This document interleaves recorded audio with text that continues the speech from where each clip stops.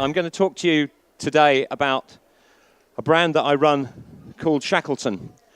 And I don't know what the background of you guys is. Some of you will be brand owners, some of you will be designers, some of you will be manufacturers, some of you will be retailers, I guess, or wholesalers or agents or whatever. I'm coming at this story very much from the perspective of someone who decided to create an apparel brand, a menswear brand, with no previous experience, rather late in life, having no knowledge of the fashion industry, except what I've learned in the last 18 months.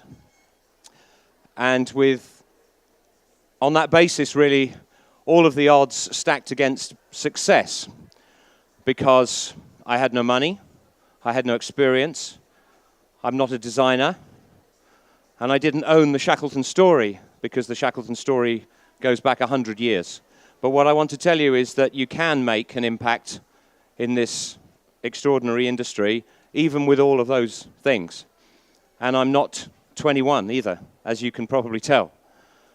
So none of those things, all of those things were excuses not to do it, but we did it anyway. We're here at the other end of this hall with our first autumn-winter collection. We've been selling to customers direct to customers for about a year, but this is our first proper sort of trade season of showing. So I'll tell you a little bit about the background and the story and what we've learned as we've gone along, and hopefully some of it will be useful.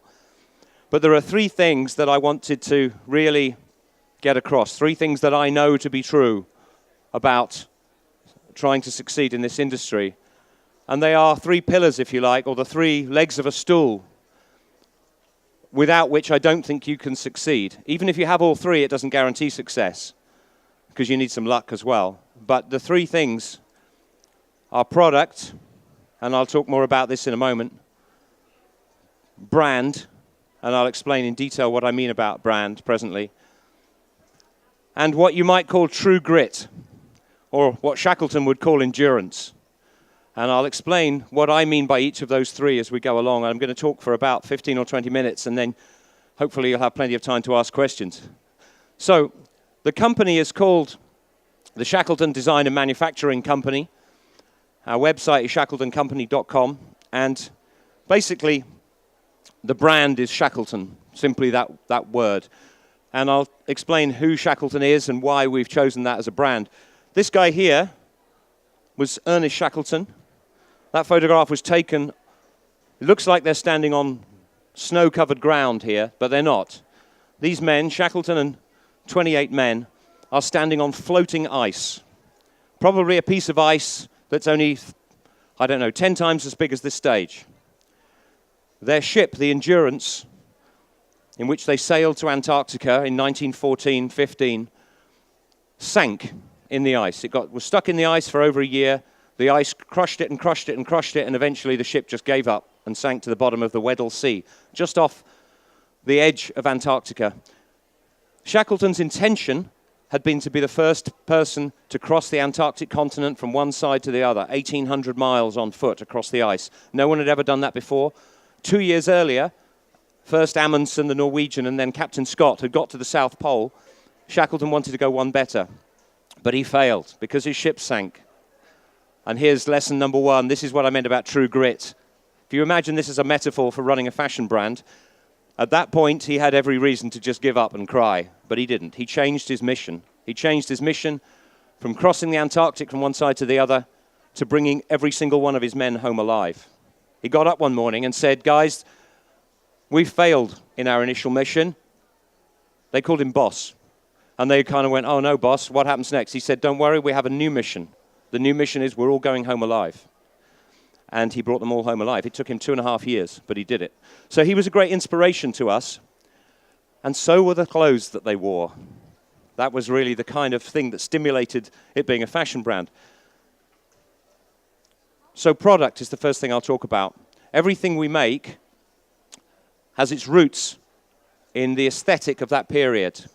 Now, most fashion isn't about that. Most fashion is about the new and the current and so on, which is fine. But my key point is, whether you choose something new or you choose something from a heritage perspective, whatever it is, that product needs to speak to people. It needs to be evoke something, it needs to be not only of the very highest quality, but it also needs to make people want it for some reason. There are any number of knitted jumpers in the world. Billions of knitted jumpers. There is only one jumper, however, which is a replica of Ernest Shackleton's jumper, which is this one and the one that the model's wearing there. This is the first product we began with. You don't need lots of products to begin an apparel brand. We started with one piece of knitwear. And because we told our story, and it's an authentic, inspiring, heroic story, and because knitwear is easily understood by people, we sold hundreds of them direct to customers in the first year. And that really gave us the sense that we were moving in a direction that we had the very beginnings of an apparel brand. So we've now just moved into our first collection, if you come and see us on our stand, of outerwear as well. And this is just an example of it's a very simple canvas jacket. There's nothing particularly new or radical about that canvas jacket. But this is a canvas jacket that is very close in its aesthetic and some of its details to jackets that were worn by Shackleton and his men on the ice 100 years ago. And that makes all the difference. There's one other thing that makes all the difference to us in this, in terms of product, which is we decided a little while ago, after agonizing about it for quite a long time, to put a stake in the ground, much like Shackleton would have planted his flag in the ice and said, guys, we're going home, this is our new mission. We decided that our mission was to make everything in Britain. So we automatically created a massive challenge for ourselves in sourcing the right factories, in sourcing the right materials, in sourcing fabrics, and most of all, in terms of cost per item. But we did that conscious that it would automatically put us into a higher price bracket, and it would limit, to some extent, our opportunities in wholesale and selling direct, because we automatically became more expensive. However, that is balanced in terms of our product by two things. One is that made in Britain, for the people who can afford it, is a very powerful story. If we say that piece of knitwear is made in Leicestershire from British wool, from British sheep, that's a kind of powerful story. It doesn't work for everybody. Not everybody can afford to be interested, if you like, because it puts you into premium prices. But if you can afford to be interested, then it's a really powerful thing. The other thing is that it's actually much easier for me to drive around Britain talking to the people running the factories and working at the sewing machines and talk to them directly than it is for me to fly to the Far East or even to Europe. So we made that decision, and this is where product sort of overlaps with brand. That product statement, if you like, has become part of our brand story. So now we proudly say Shackleton, made in Britain. And it makes a big difference. It defines who we're interested in, it defines where we've come from, and so on. These guys, this is on an earlier expedition of Shackleton's. These were seriously hard men. These guys, this is in 1909, where they got within 97 miles of the South Pole. They got further south than anyone had ever been before. It was another 3 years before Amundsen and Scott got to the South Pole. These guys have just got back on their ship. They are hours away from dying, and they've just got back. And this is another little Shackleton story I'll tell you, which is about you can relate to your own businesses. Shackleton got within 97 miles of the South Pole on foot. He traveled 800 or so miles, 97 miles more to go. It was his life's dream to achieve this, to be the first person to ever get to the South Pole. And he woke up one morning, did his calculations, read, well, he didn't have maps, actually, he was writing the map as he went along, took bearings from the position of the sun, worked out, tried to estimate what the weather was like, and he said to his three companions, we're going back. And they went, hang on, boss, we've come all this way. Surely we're going to go to the pole. He said, no, we're going back. And the reason we're going back is we'll probably get to the pole, and we will almost certainly die on the return. That's not me. I'm not doing that. And he wrote to his wife on the way home, I thought you would prefer to have a live donkey than a dead lion. In other words, he knew when to quit. He knew when to make that judgment call about, don't pursue this dream to the point of destruction. Live to fight another day, in other words. So he turned back. He never did make it to the South Pole. But the reason he's a hero to me is because of that ability to make those decisions. If you turn that around and put it into your design business or your retail business or your manufacturing business or whatever. There are moments for heroism, but there are also moments when you don't really want to spend any more money on something that is not working, and you have to face up to that, and he faced up to that. That was part of his genius. So here's a little bit more of our clothing that have been inspired. This anorak is waxed cotton. These are the outerwears made in the Midlands. It's not a replica of what Shackleton wore, but it's kind of inspired by that. We have a very small collection of outerwear so far. But you can see the aesthetic here is timeless. This is 100-year-old fashion. I was at a show. It's not so much at this show because this is the vast majority of it is women's wear, but I was at a show called Jacket Required 2 weeks ago. We showed in the Truman Brewery in Brick Lane, which is menswear, and I'm sure some of you were there. I lost count of the number of 30-year-old men dressed as fishermen wandering about. East London is full of guys aged between sort of 25 and 40 who look like they've just stepped off a trawler. And it's all the rage. Now, we've kind of tapped into that, but we didn't even know that trend was coming. And that's part of the authentic story. We decided to follow this aesthetic, and we seem to find ourselves in this fashion world where a couple of years ago everyone was dressed as a lumberjack, and now everyone is dressed as a fisherman. And it's great. It's a great look. You can't argue with it, really, can you? Bear in mind, that picture was taken 100 years ago.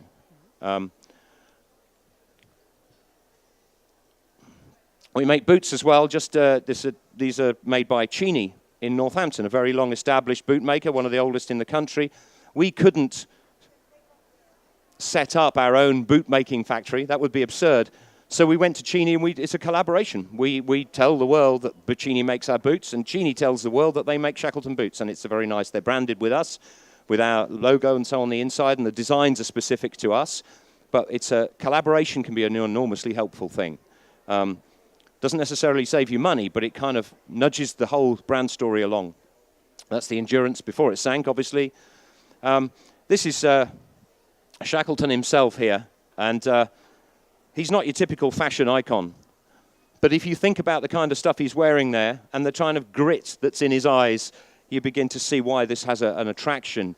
At the moment, we're a menswear brand only, but I'm also losing count of the number of young women who come and say to me and say, can I have... I was staying at a place last night where I'm staying for the show in London, and there was a girl, very fashionable, 17, 18-year-old who was staying in the same place. I'm in an Airbnb. I can't recommend it highly enough, by the way.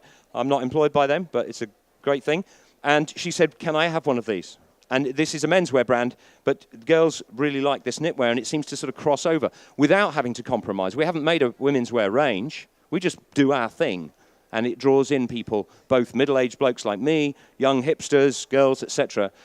And I think that's part of my sort of lesson as well, is stay focused on your own thing, and people will come to you, the right people. Whereas if you duck and dive and try and please too many different audiences, then you'll just fail. So these are the guys playing football on the ice. Shackleton's cheered them up. They're camped here. There is a very strong possibility that this brand in time will extend into things beyond apparel, beyond fashion, into either technical gear, even camping gear, etc. I'm looking forward to making this tent. But that's off in the future. That's a target. We've said, for development, don't try and do it all at once. So I talked a little bit about product. Let me tell you a little bit about brand specifically. Brand has got 3 elements, really. I know this because before I started this brand, I spent more than 10 years working as a brand strategy consultant and advising people on branding and observing brands and so on. That's how I came into this, because I thought, that looks fun, I'll have a go myself. 3 critical things that all brands have, whether you're a tiny fashion brand or a retailer or whatever, or a business-to-business, a factory. The guys here who, any of you are manufacturers, you really need to sort your brand game out, because that's what will differentiate you. Brand is simply, it's nothing to do with logo. It's nothing to do with marketing budget. It's nothing to do with advertising.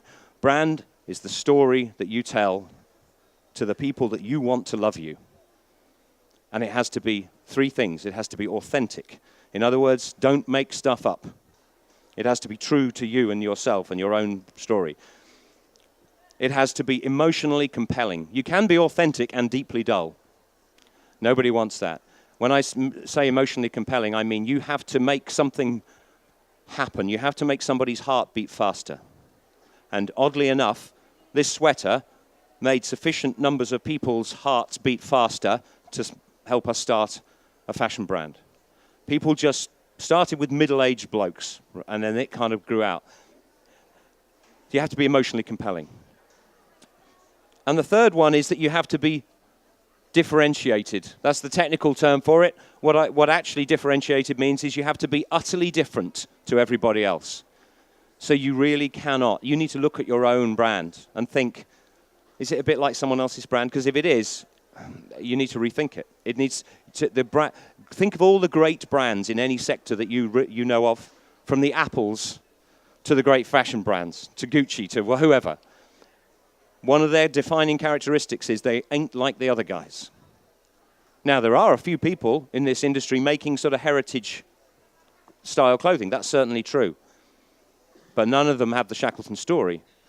The other part of that embeds that, people ask me all the time, are you allowed to do that? Are you allowed to start a brand called Shackleton? Well, here's two things that you need to know. One is, yes, you are. Two is, no, you're not any longer, because we've protected the IP very heavily. And three, in other words, a deceased historical character, as it were, you could name your brand after any deceased historical character, as long as no one else has got there first.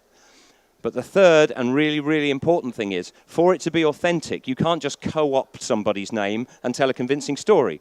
But I'm very proud and happy to say that Shackleton's granddaughter, the Honourable Alexandra Shackleton, who lives not very far from here, actually, is a shareholder in this brand. And that ties us right back to the original story. So it provides us a source of information because she knows everything there is to know about her grandfather's adventures. It taps us into imagery. It taps us into a community of Shackleton enthusiasts. But most importantly, no one can ever say to me, you can't do that. Because I can say, yes, I can. And here is Alexandra, who's our brand ambassador and a shareholder in the company. And if there's one person alive on the planet who has a right to continue this story through a product, it's her. So that's a key part of brand. Now, you don't need, of course, to have a deceased famous person to build your brand on. You could make one up. It could be your name. It could be a name that you... But remember, authentic, emotionally compelling, and highly distinctive. How much time have I got, Jess? Sorry? I'm fine. Okay. This chap here is called Frank Wilde. Frank Wilde is to Shackleton what Mr. Spock is to Captain Kirk. He was his right-hand man, his best friend, his second in command. They're buried next to each other on South Georgia in the South Atlantic. And he's looking after some of the dogs here en route to the Antarctic. But every photograph virtually that we've seen of Frank Wilde, he's wearing this very distinctive sort of button tunic jumper. And you can now see that on our stand. We're introducing that in this coming season. And it's already kind of engaging people because they loved the idea that we'd got a Shackleton replica and now we've got the Frank Wilde replica. And that's how you begin to spin the story out. Stay true to the roots, but you can innovate within that story. And in actual fact, some people say, aren't you terribly restricted by making only things that look a bit like those guys? Restriction is good because if you said to yourself, I can design anything I like, you're familiar with the fear of the blank white page. What are you going to do if your canvas is entirely open? So we've narrowed down our canvas to a particular aesthetic. We won't necessarily slavishly stick within it, but the restriction is what makes the brand powerful. Focus, focus, focus. Steve Jobs, the late Steve Jobs of Apple, famously said that Apple became successful because of all the hundreds of things they chose not to do. And that's one of the best bits of brand development advice I've ever heard, I think. The hundreds of things they chose not to do. Don't be tempted. Some of you are very kind of young, and I know that you're full of amazing ideas. You can't do them all. Pick one, be famous for one thing, or a small handful of things. These are some of the people that are wearing Shackleton already. Rufus Hound, some of you will probably recognize him. He's a TV comedian, panel show kind of guy. This is more aimed at people of my age. For those of you who are old enough and dull enough to watch Spring Watch and Winter Watch with a nature program on BBC, this is one of the, Martin Hughes Games is one of the presenters, entirely kitted out in Shackleton gear there, which I hasten to add, he paid for. We didn't give it to him. He ordered it, and he loves it, and he's ordered more, and he's worn it on 3 series now. So that helps us get into that sort of middle-aged, middle-class England market, if you know what I mean, whereas this guy's a bit more hip. This guy's a Royal Marine leading an expedition to the Antarctic, a training expedition that's on right now. His entire team, I think there's 20 of them, are all geared up in our sweaters. Those sort of relationships are very powerful. We get real, authentic stories and photographs back from the Antarctic every day with these guys wearing our clothes. This lady works for the BBC. She's filming a BBC adventure medieval series, like something about Beowulf. I can't remember what it's called exactly, but she was one of the camera crew on that. And she bought it because she knew she was going to be cold on the beaches of Northumberland. This is a contemporary Antarctic explorer called Seb Coulthard, who reenacted one of Shackleton's missions. This guy, Rob Small, is about to walk the last 97. This is a severe burns victim who's going to discover whether he has what the doctors are calling an X gene that helps him to recover from burns. They're going to test it at very low temperatures, minus 45 degrees in the Antarctic. This is Alexandra Shackleton. This is the guy who runs the most southerly post office, in fact, the most southerly shop in the world. It's called the Penguin Post Office. It's at a place called Port Lockroy on the Antarctic Peninsula. This guy runs it. He's wearing our Shackleton sweater. This is Alexandra Shackleton, Shackleton's granddaughter.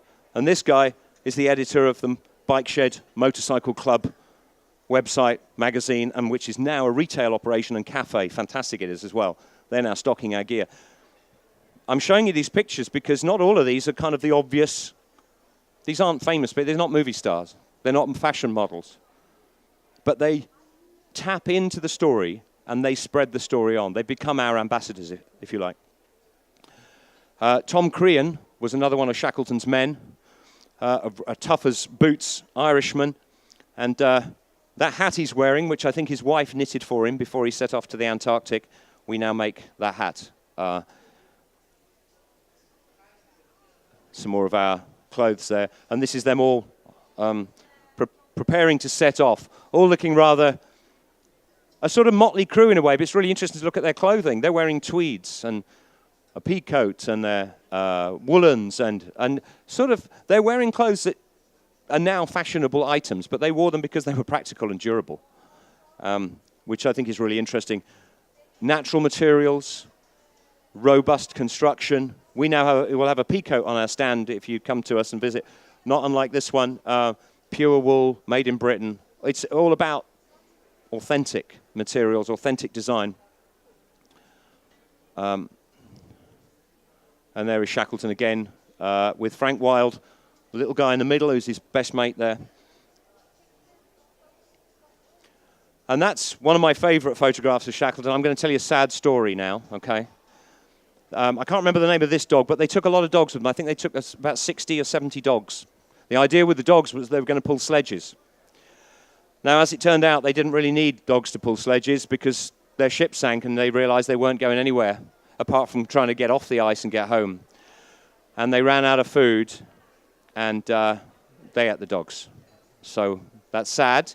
But when they ate the dogs, they knew the names of each dog and they drank a toast to each dog at each meal, which kind of makes it better, don't you think?